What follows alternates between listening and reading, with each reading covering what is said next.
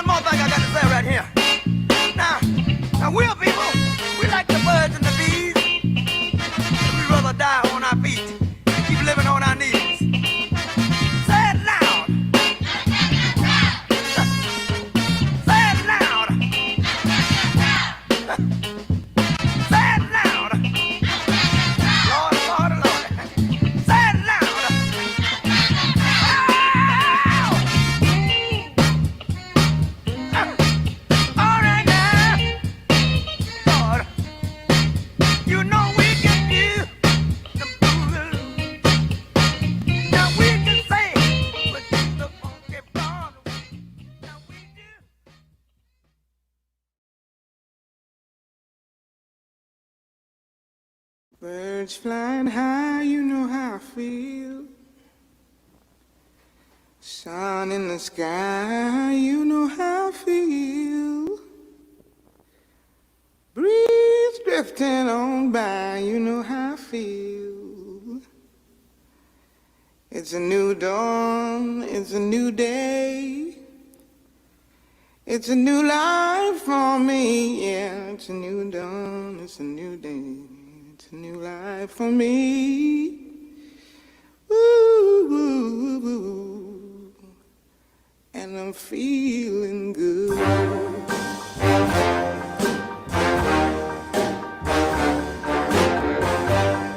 Fish in the sea, you know how I feel. River running free, you know how I feel. Blossom on the tree, you know how I feel. It's a new dawn, it's a new day, it's a new life for me, and I'm feeling good.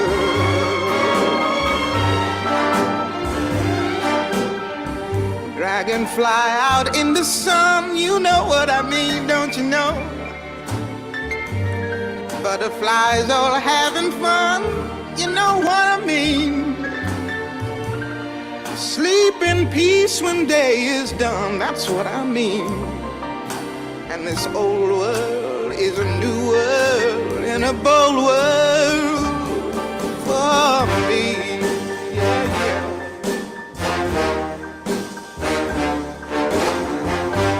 Stars, when you shine, you know how I feel.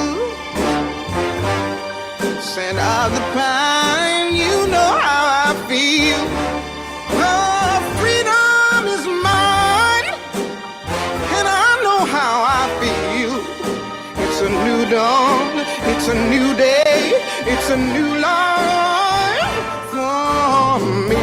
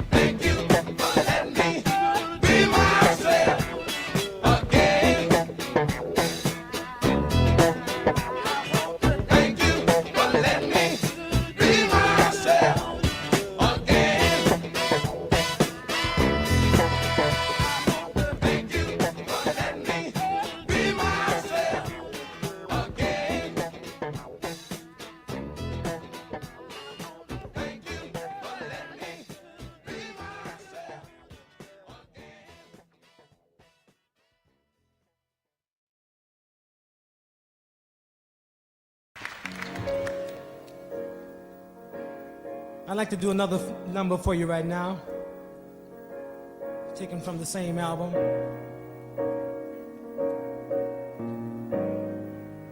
It's an idea that I hope we all can share in.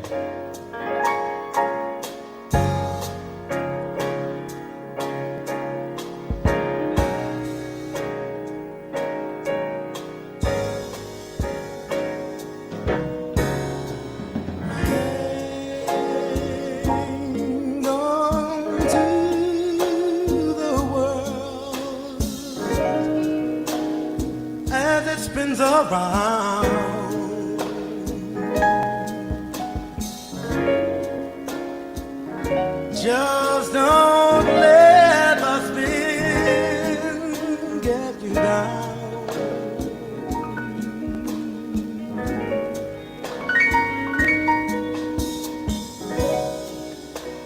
Things are moving fast.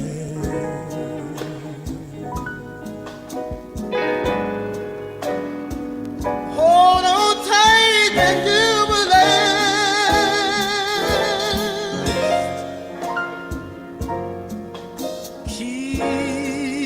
your self-respect, your manly pride.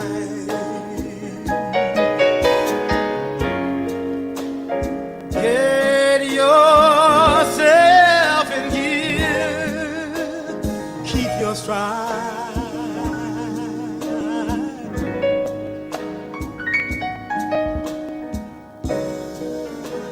Never mind your fears.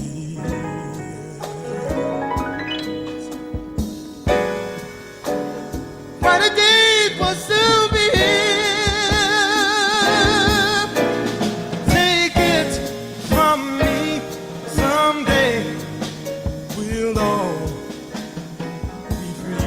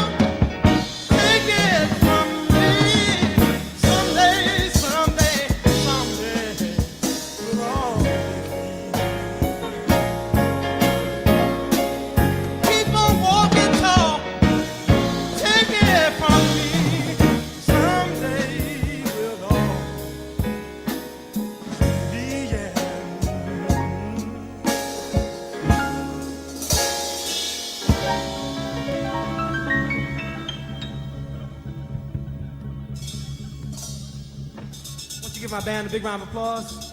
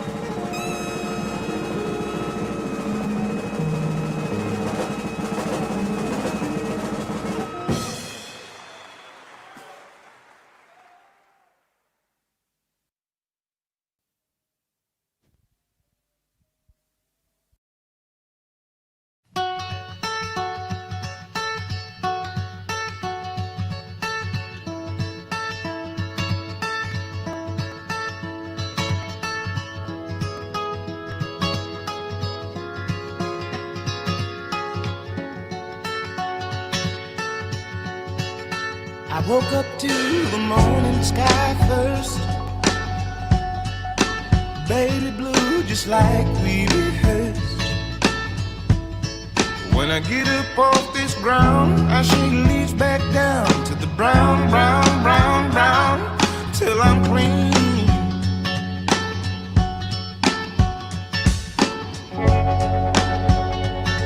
Then the walk I'll be shaded by the trees, by a meadow of green, for about a mile. I'm headed to town, town, town, in style, with all my favorite colors, yes sir, all my favorite colors, like my sisters and my brothers, see them like no other, all my favorite colors. It's a good day to be, a good day for me, a good day to see my favorite colors, colors. My sisters and my brothers, they see them like no other, all my favorite colors. Now take me to the other side, with a bitty bluebird fly, in gray clouds or white walls or blue skies, we gon' fly, feel alright. We gon' yeah. They sound like yeah. The least I can say, I anticipate a homecoming parade as we renegade in the morning light, with all my favorite colors, yes sir, all my favorite colors, yes ma'am. My sisters and my brothers, see them like no other, all my favorite colors.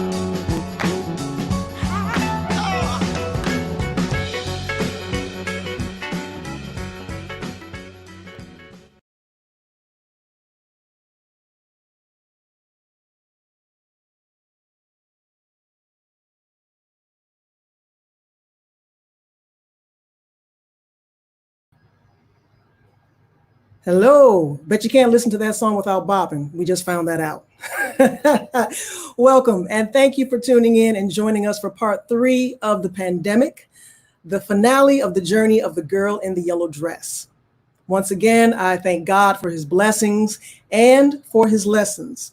Bringing this story to fruition has been necessary and challenging, wonderful, draining, eye-opening, fulfilling, and prayerfully continuing the forward momentum of the conversations that are taking place all over this country. Once again, I am grateful to the amazing artists who helped me with this project: director Malkia Stampley, cinematographer Chike Johnson, sound and music director Christy Childs Twilley, and of course, Kamara Stampley as the girl in the yellow dress. Now, we've seen the girl in the yellow dress in her righteous anger, her contemplation, and now we see how she chooses to move forward and what and or who gives her the strength to do so.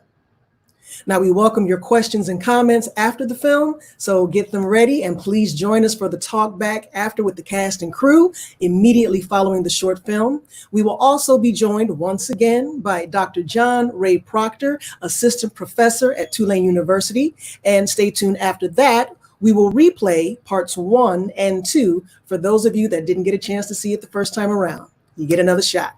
So, without further ado, from We All Can Dunk Productions in association with Music for Theater Chicago, this is part 3 of The Pandemic.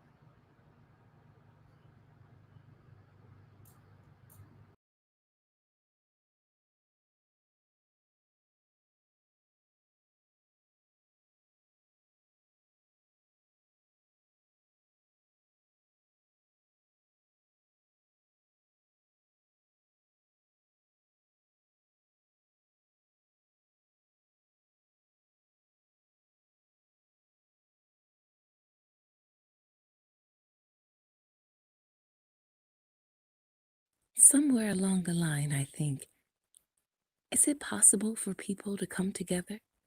Me bringing my lines, you bringing yours, or will we fight over and across the lines? It always lines up that way. And yet, even in a socially distant era, lines connect. Lines bring together family lines.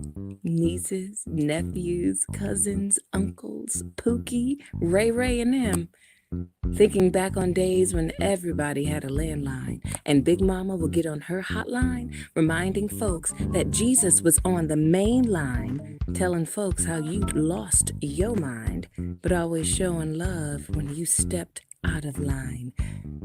And when those streetlights come on, you'd better make a beeline and get your behind inside my fence line. That melodic line in Daddy's voice when he spoke that first line that made Mama fall in love with him. Hey, sweetness, can I call you on your line? Cementing your forever storyline for me, Big Brother, his kids, and so on down the line. Lines connect, lines bring together, drum lines that make us bump and sway to a beat and rhythm that was born beyond continents, linking us through bloodlines, across oceans, cellular memories, and points of no return.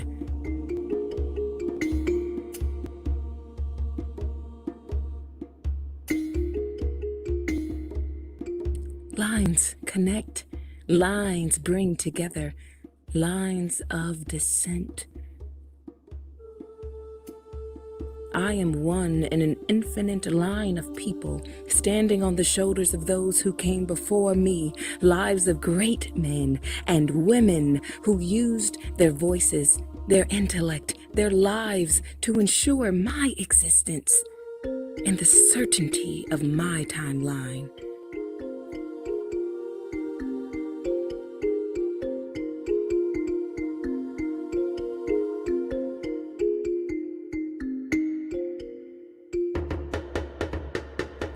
Lines connect, lines bring together.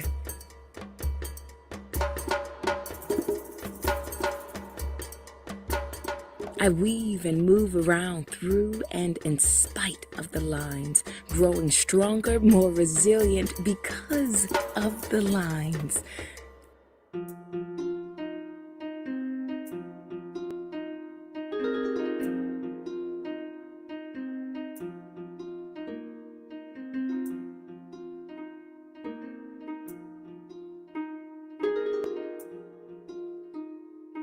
I choose to walk forward, even if we come from opposite sides of the line, meeting in the middle at a common crossroads, which, as we know, is just the intersection of two lines. Lines connect.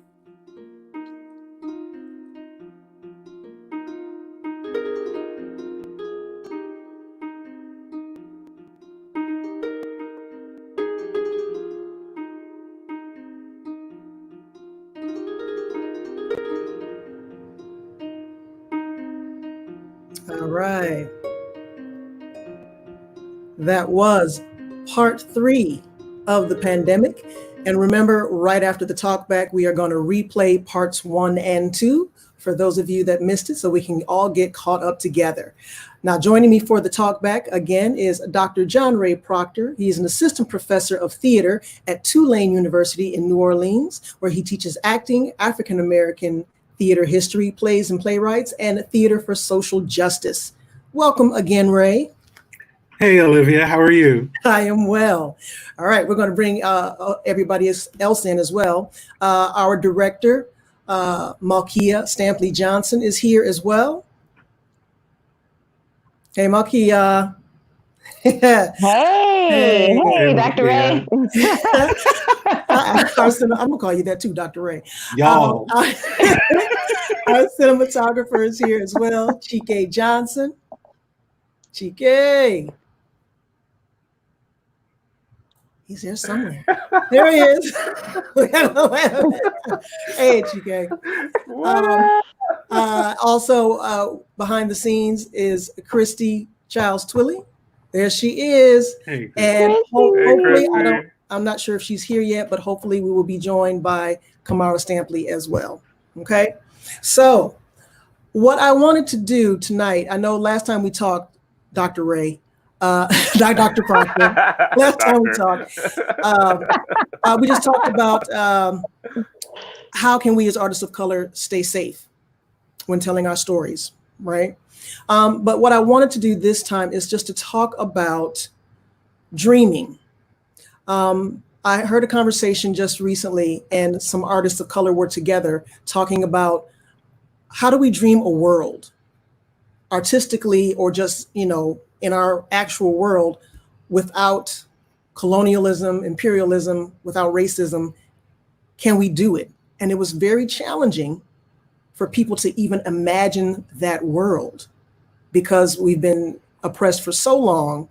It's hard to get out of that mindset. And I was thinking about a quote that I heard from Reverend Al Sharpton years ago. I'm going to paraphrase. He said, historically, we as people have always had hope in our art, in our stories, our music, and our theater, and we lifted ourselves and each other up by speaking about the way things should be, could be, and would be. But then somewhere there was a shift, and the majority of our stories, or many of our stories, became about the struggle and the struggle only, putting us in a singular mode of expression, as Susan Lloyd Parks would say. So how do we dream a world? How do we do that? And when you envision that world, what does that world look like? Because we have to start to conceive it before we can manifest it, right? So what do you say to that, Dr. Proctor? earlier this week, I came across a quote, and I believe it's Nina Simone. And someone had asked her, what is freedom? And she said that freedom is living without fear, right? So I was thinking, I did a lot of reflection on exactly what fear is. Fear isn't always, and sometimes it is, getting stopped at a police stop. What is that anxiety? Getting hit with batons, getting whatever. In my personal life, I've been giving a lot of thought to what it means to live without fear. You all have been calling me Dr. Ray, and I really appreciate it. But you get to a point in your life and you think you have stuff. You think, great, I've got my PhD. I have stuff. And now I'm afraid of what can be taken away from me. So I work at a predominantly white institution, and I think about my everyday at work. What does it mean if I don't please my students? I'm the only person. I'm in fact the very first person of color to be hired in a tenure line position in the Department of Theater and Dance at Tulane University. So I'm surrounded by white students, white colleagues, and I think about how our dream for the future, how do we create? How do we do it without fear? And I think the moment I looked at Chike, the moment I looked at Malkia, the moment I looked at you, I was like, oh, this is home. I am safe with this group of people. I am safe to create. I am safe to experiment. I am safe to make big, bold choices with you all. And so I think we need to find a space where we are safe, where we feel safe, where we're safe to express ourselves and risk big and to fail big, and to know that our colleagues, you all will look at me and go, well, that was a bold choice. Let's make a different choice. And that's fine. Like, that's the kind of safety, that's the risk where we create great art. But we also have to be aware that we are always cognizant of the fact that we exist in America next to and in the middle of whiteness. There's no other way around that. And so we ask ourselves questions. Are we creating art for us? Are we telling the stories that we want to tell? But the reality of the economic reality of it is, are we selling it? What is the relationship between what we are creating and what we are marketing? And I think it's keeping an eye on both of those things. And I think we create art by being in rooms like the room we're in right now. And then later we have discussions about our economic reality and the consumer reality of how we will market that to the broader world. So I'll start my answer there. Okay, just to piggyback on what you just said, does then something get lost in translation from the creation of that art to then the marketing of that art to people outside of this room, we'll say? I think art is a beautiful and fascinating thing. Like the rest of the world, I've been watching Hamilton on Disney Plus. And it's interesting to watch all of the analysis and criticisms of Hamilton. My own personal position on this is that Black audiences or audiences of color are watching a very different show than are many of our white audiences. I think art has the ability to communicate along many different intersections or crossing lines, if you will. So while I think there are lots of people who can watch Hamilton and think it's about history, I watch Hamilton and I think it's about theft. I think it's a group of people of color going, you weren't doing anything with this history, so I'm just going to take it and make something new and wonderful out of it. And I think that's what we have the ability to do when we create art. We create art that's honest to us, and our audiences will read it and make sense of it from their own perspectives. And we can't govern or control that. We have to do art that heals our soul, art that is holistic to us. And if people choose to check in and see the universality or the honesty in that, more power to them. Thank you very much. Malkia, I'm going to throw that to you. When you dream a world, artistically or just the world in general, what dream do you dream? What would your dream entail? Wow, that's such a difficult question, I'll say.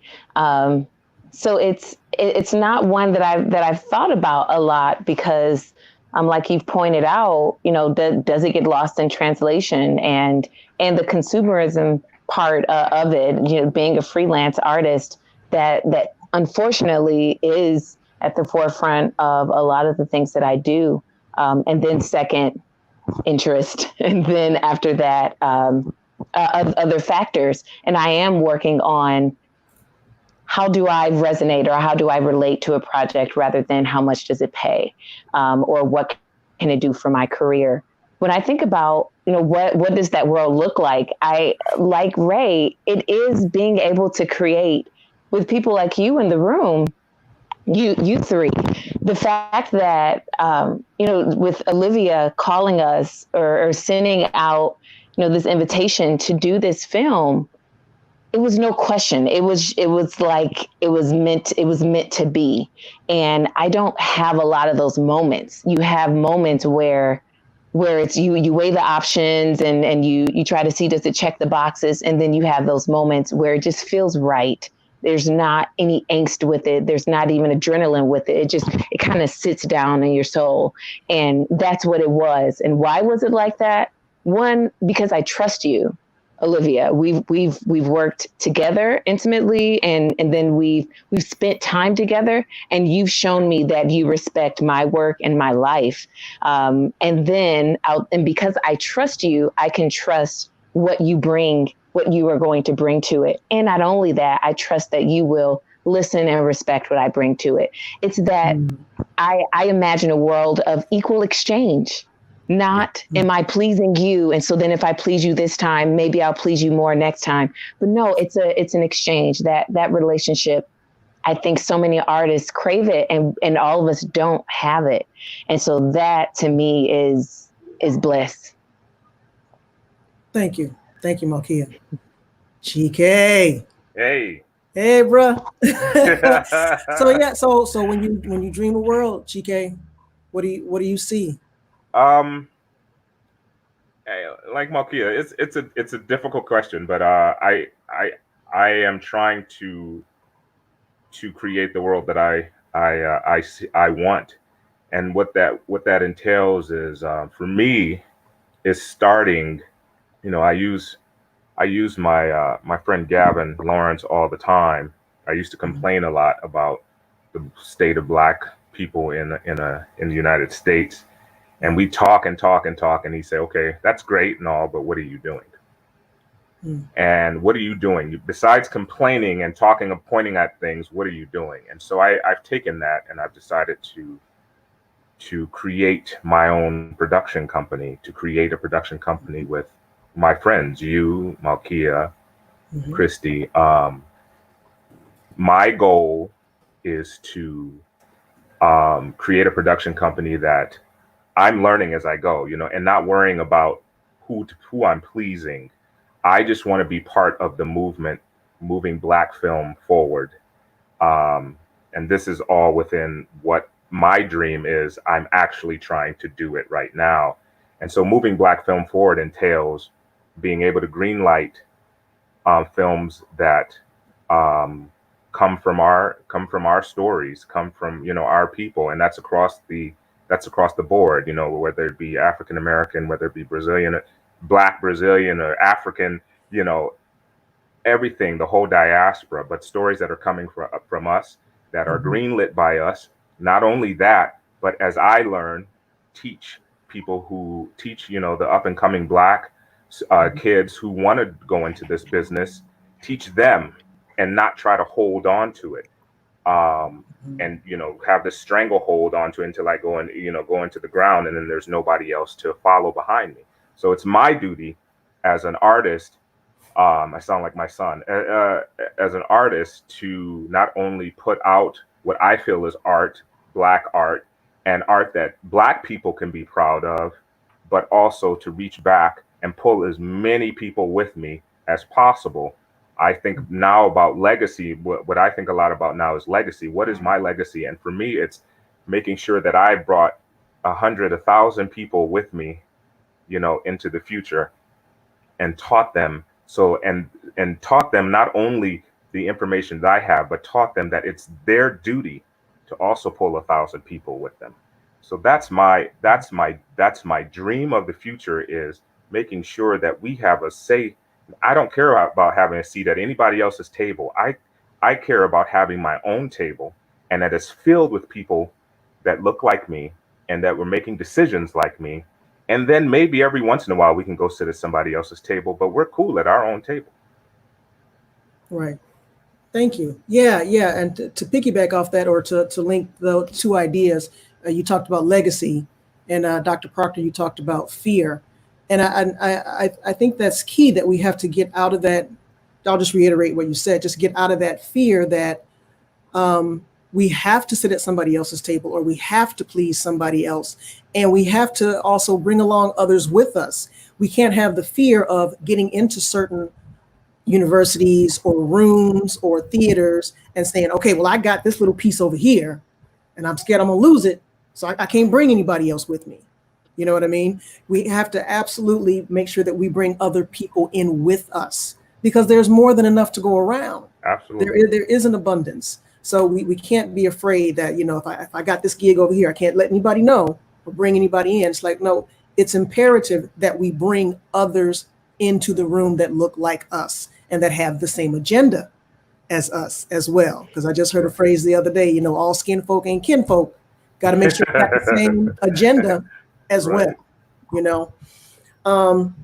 So for me, when I think of when I dream a world, what does that look like? I think absolutely Wakanda forever. Hey man, Black folk get to see that 2 and 3 and 4 times per night.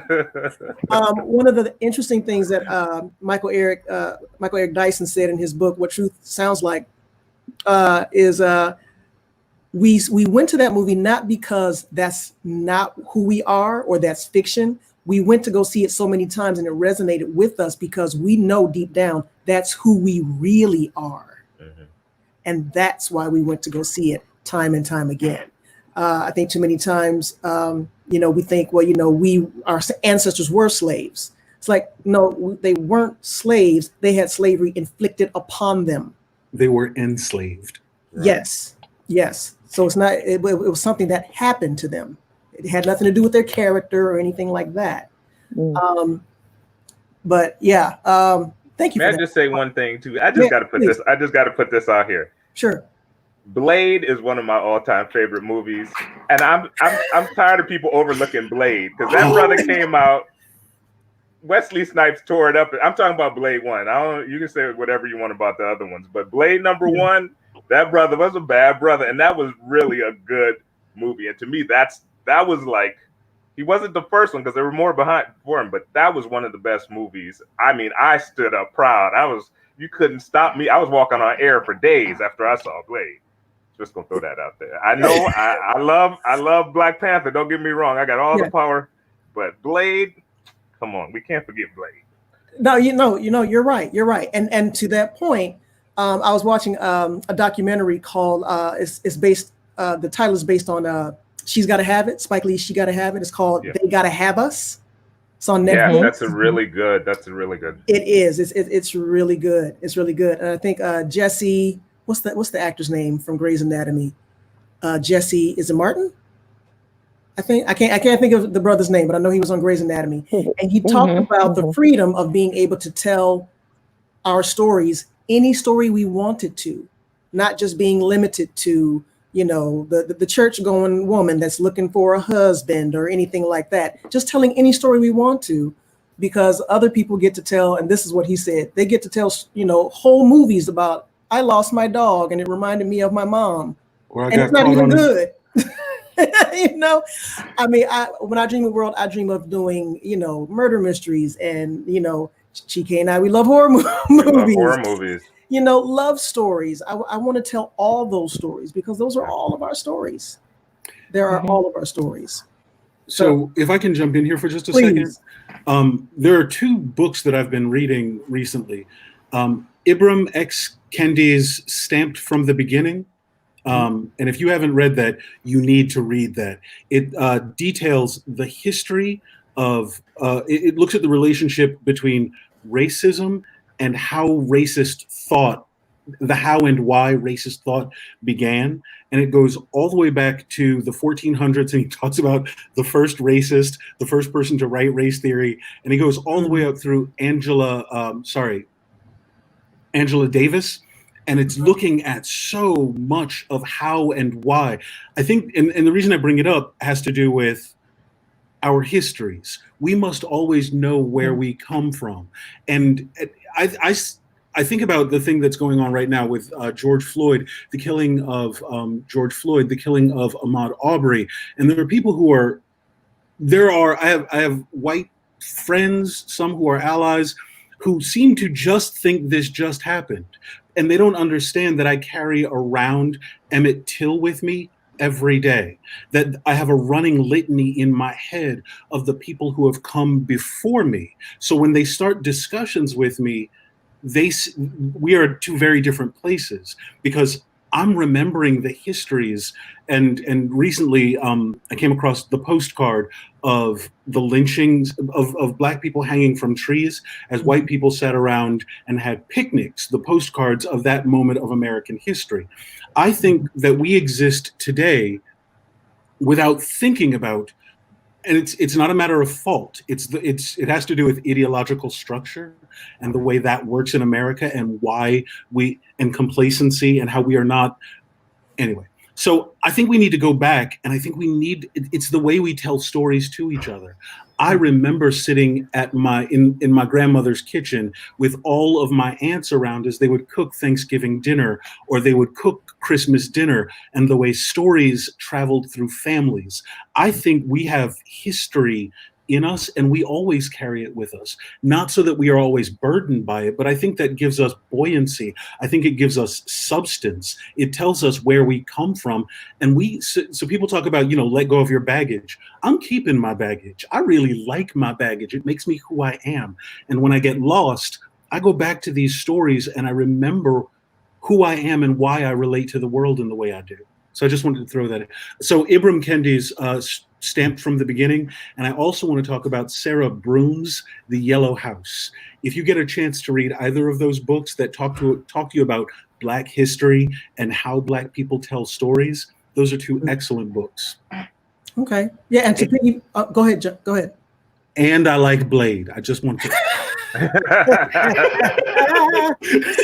That's funny. Thank you. And to piggyback on that, you said, stories, connect, make us who we are. And that's absolutely why I wanted to make sure that the girl in the yellow dress, we saw her family Yes. in this third part to show that she does have connections. She's not just out here floating around, and that's where she gets her strength and her resilience from.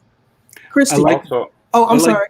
I like the way I wanted to say the way the grandmother is watching her is a beautiful moment to the way she's looking out the window. There's so much in that little bitty moment of the way she's watching her. There's love in that. There's I will protect you. That was well done, Malkia. I just want to say that. Yeah. Yes, thank Yay. you. All right. Shout out Christy. to Anita Johnson. Right.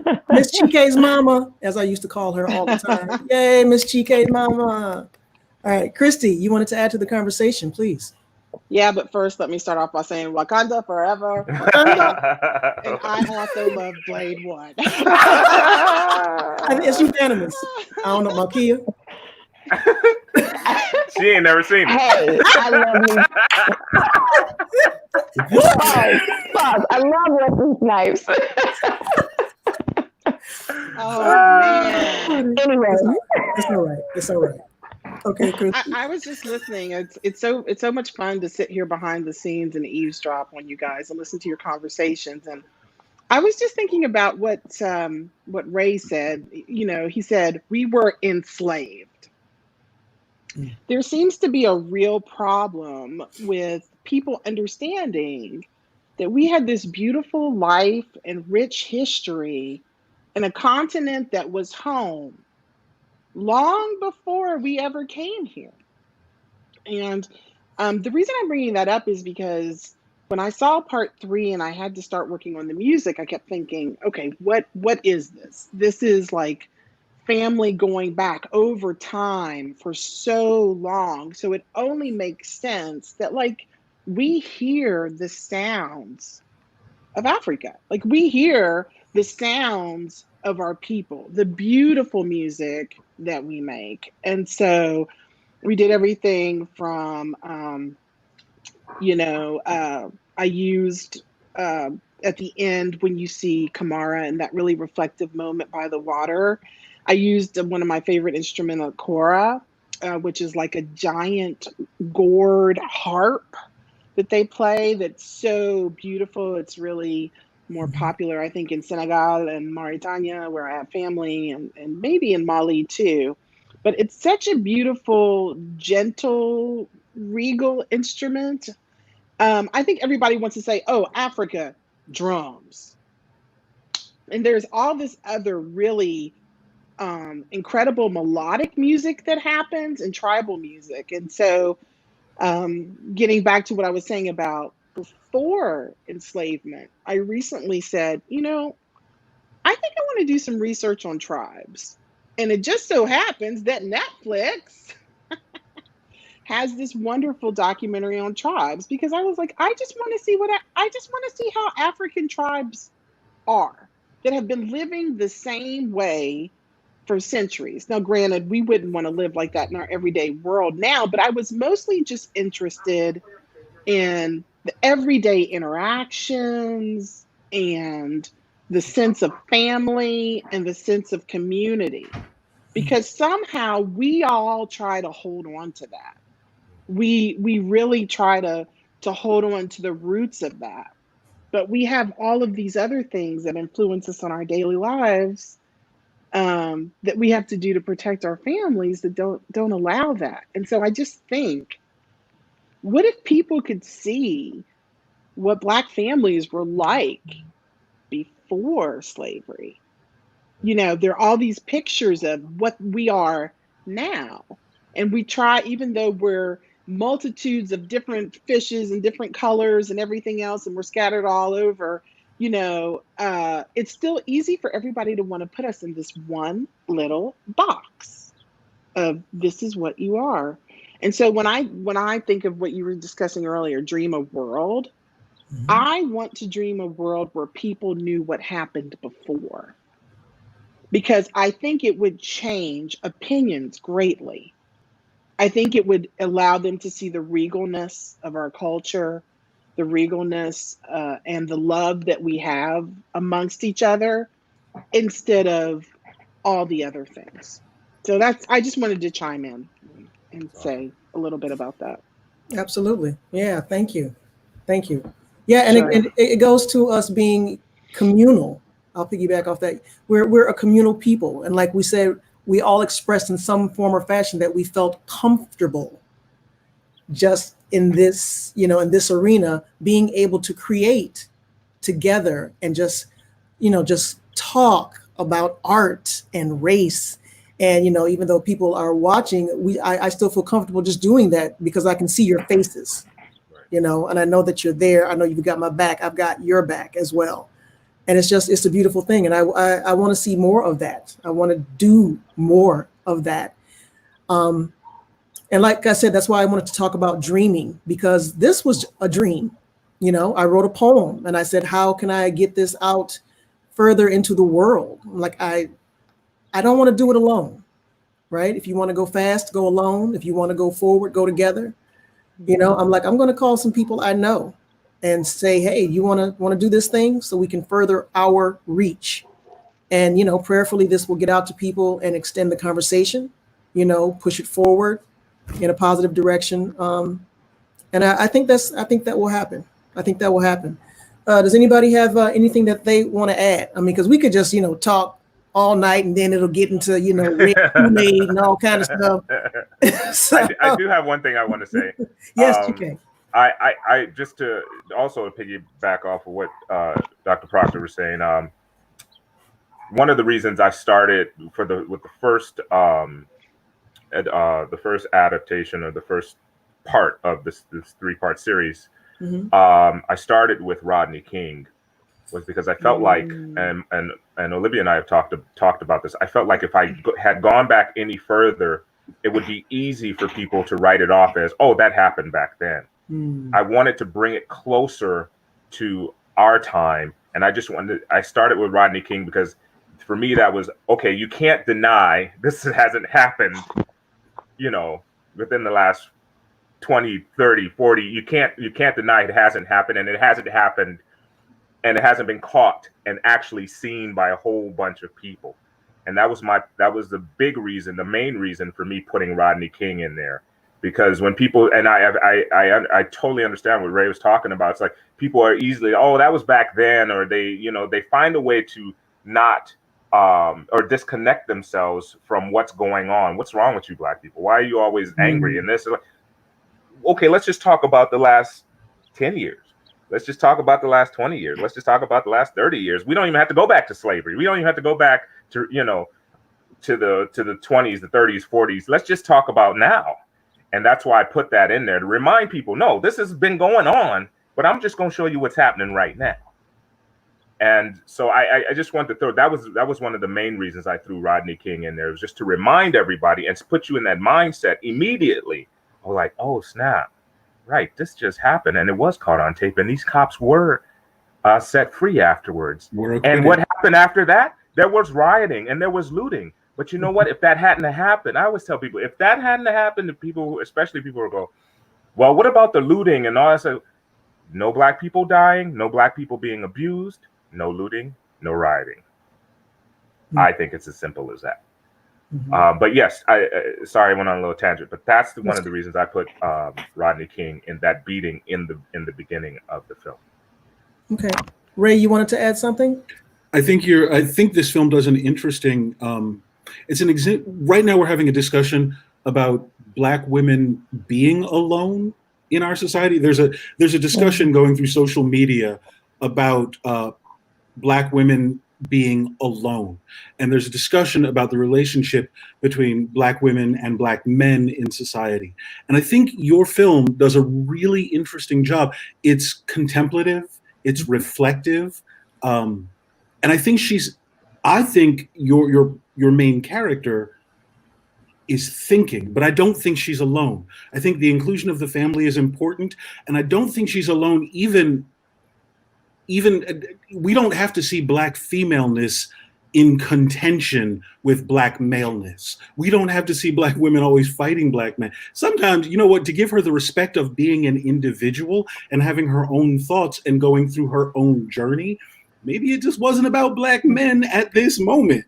and that doesn't mean they're excluded. Sometimes it's okay to sit there and have the spotlight on Black womanhood and what she is thinking and what she's going through, and to give her that space, and for that Black woman to occupy that space.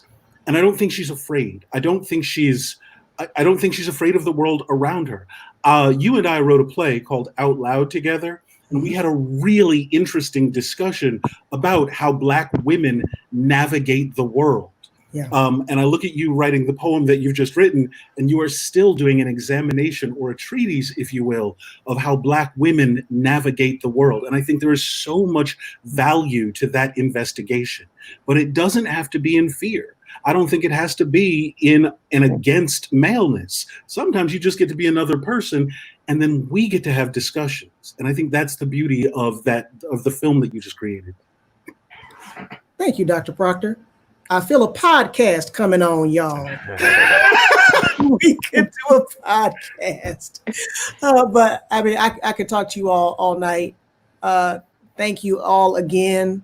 We got to do this again. Not soon, but we got to do it again. We gotta get a little rest. I want to thank everybody. We tired, y'all. We tired. It's a lot to do. Thank you for watching part 3. If you missed parts 1 and 2, we are going to show them right now, back to back, immediately following this broadcast.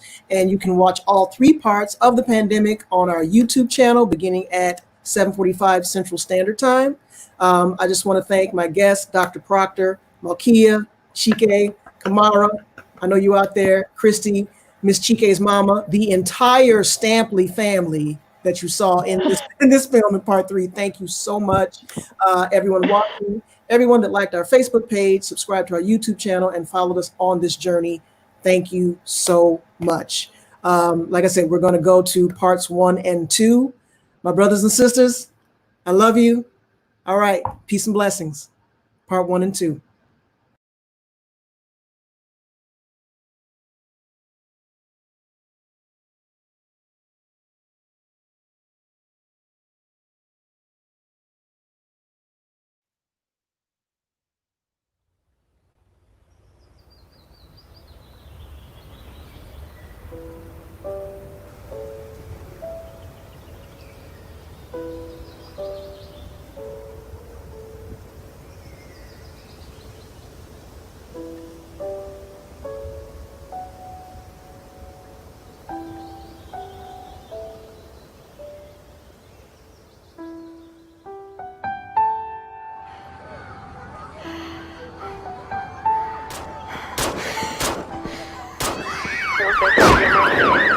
As a week of pretrial motions ended today in the case of the 4 Los Angeles policemen already indicted in the Rodney King beating, the county grand jury signaled that will be the extent of the criminal case. 17 other so-called police bystanders at the beating scene will not be indicted. A development noted with frustration by the Los Angeles County Attorney, whose office presented the evidence.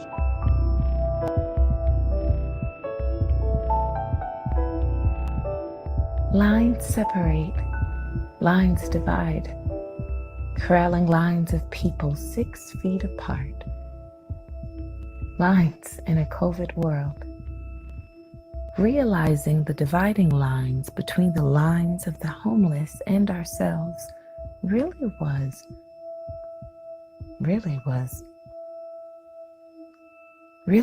just a paycheck away.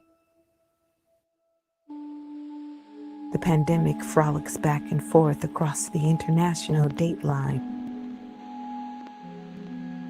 Bloodlines, family lines, lines of descent. And now, we're all of us searching for a lifeline.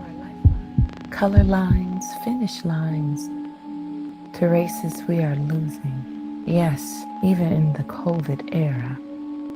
Black lives still matter. Black lives still matter. 911, what's your emergency, please? Black lives still matter. Lines of bullshit falling from mouths on a daily basis, blurring the lines of truth, reality, our POTUS, punchline of the United States. black, white, together, alone, them, us, you, me, myself, me, myself, me, myself. Lack of sleep, palpable fears, rolling anxiety, marking my life, the fear, the side-eye, the anger, the rage, the rage, the rage. We walk together, towing the line, marching towards an uncertain, marching towards an uncertain, marching towards an uncertain end of the line. Lines in a COVID world. And they are lucky that what black people are looking for is equality and not revenge.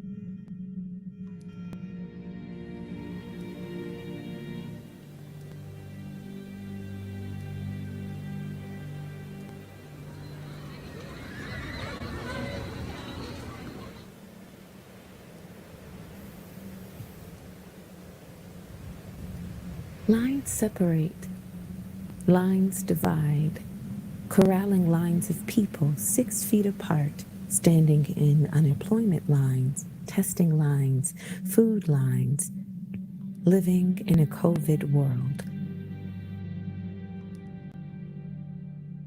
We feel the sting of having our pride on the line, asking for help. We worry as we extend lines of credit tied around our necks like yokes on oxen.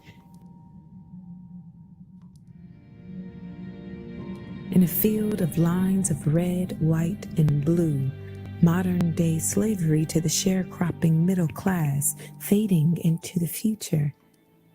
Living in a COVID world, being reminded that the dividing lines between the lines of the homeless and ourselves really was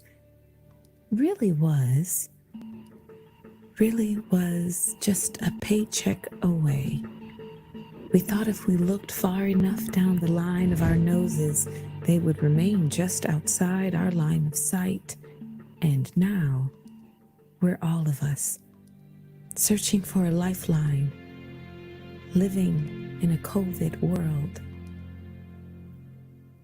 We now have the timeline to spend quality time with our bloodlines, family lines, lines of descent, yet we chomp at the bit, dreaming of making a beeline to our assembly lines, product lines, lines of work. Living in a COVID world.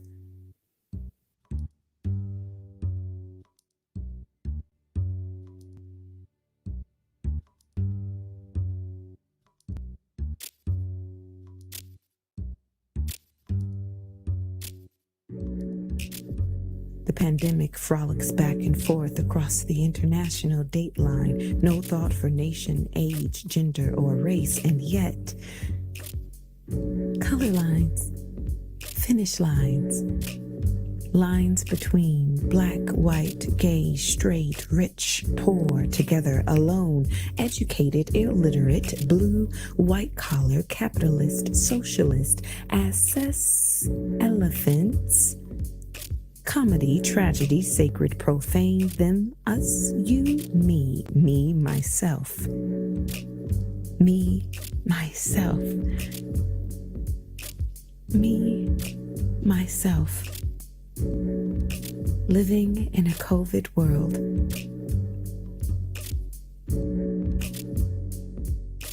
Lines of bullshit falling from mouths on a daily basis. Breaking news, blurring the lines of truth, reality, while lines of people die for lack of ventilators, medicine, tests. Living in a COVID world. Lines around my eyes from lack of sleep, lines across my forehead from palpable fears, lines etched around my mouth from megadoses of anxiety.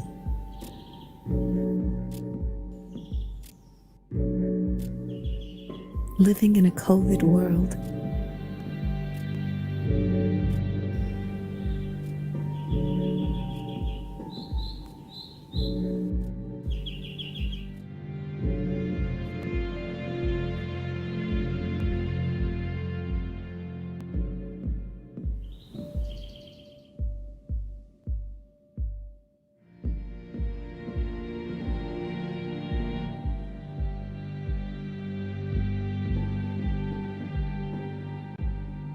We walk together, towing the line, marching towards an uncertain end of the line.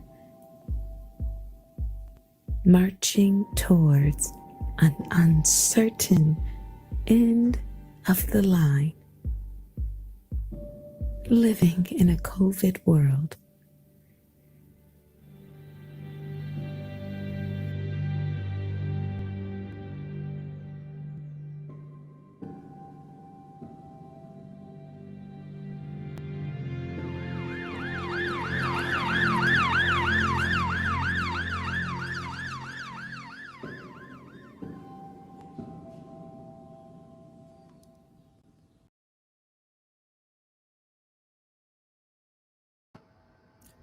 Thank you all again for watching.